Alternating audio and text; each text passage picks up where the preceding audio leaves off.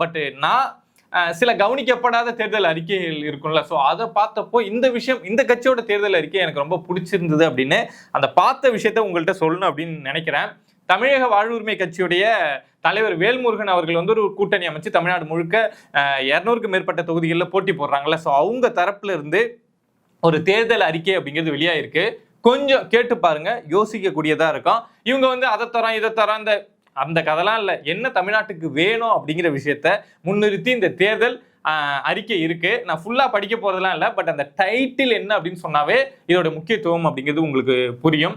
சாதிவாரி கணக்கெடுப்பு, அதாவது இவங்களுடைய அறிக்கையில சாதிவாரி கணக்கெடுப்பு வேணும், அதாவது இவங்க வந்தா நாங்க எடுப்போம் அப்படின்னு சொல்றாங்க. இது எவ்வளவு தமிழ்நாட்டுக்கு முக்கியமான விஷயம், தமிழ்நாட்டுக்கு மட்டும் இல்ல இந்தியா முழுக்க இருக்கக்கூடிய மாநிலங்களுக்கு முக்கியமான விஷயம். அதை இவங்க முன்னிறுத்துறாங்க.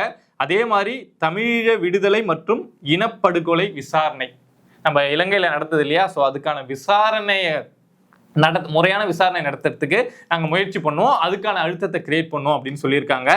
அதே மாதிரி தமிழக இளையோர் வேலைவாய்ப்பு உரிமை, நமக்கு தமிழ்நாட்டில் தமிழர்களுக்கு வேலைவாய்ப்பு உரிமை அப்படிங்கிறது கிடையாது. எவனோ யார் வேலை கிடைக்குதோ அப்படிதான் போயிட்டு இருக்கோம். பட் ஒவ்வொரு மாநிலத்திலையும் அவங்க மாநிலத்தில் இருக்கக்கூடிய இளைஞர்களுக்கு இவ்வளவு சதவீதம் வேலைவாய்ப்புல உரிமை அப்படிங்கிறது இருக்கு. பட் தமிழ்நாட்டில் அது இல்லை.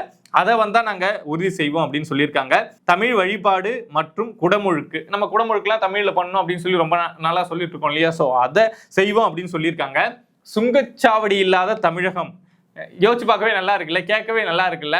நீ இலவசம் கொடுக்குற அது இதெல்லாம் சொல்றதை தாண்டி சுங்கச்சாவடி இல்லாத தமிழகம் கொண்டு வர்றதுக்கு முயற்சி பண்ணும் அப்படின்னு சொல்லியிருக்காங்க. மது இல்லாத தமிழகம், போதை இல்லாத தமிழகம், குற்றம் இல்லாத தமிழகம், பெண்கள் பாதுகாப்பு, சைபர் குற்றம் ஒழிப்பு, இஸ்லாமிய சொந்தங்களுக்கு, கிறிஸ்தவ சொந்தங்களுக்கு, தமிழ் மொழி சிறுபான்மையின மக்களுக்கு, காவிரி நதிநீர் உரிமை, மேகதாது அணை எதிர்ப்பு, முல்லை பெரியார் நமது உரிமை, பாலாற்று உரிமை மீட்க, நீர் மேலாண்மை அப்படின்னு சொல்லிட்டு எல்லாருமே தமிழர் சார்ந்தும் தமிழ் நலம் சார்ந்தும் இவங்களுடைய தேர்தல் அறிக்கைகள். நான் படிச்சது எல்லாமே டாபிக் தாங்க, இது உள்ள இன்னும் டீட்டெயில்டா இருக்கு.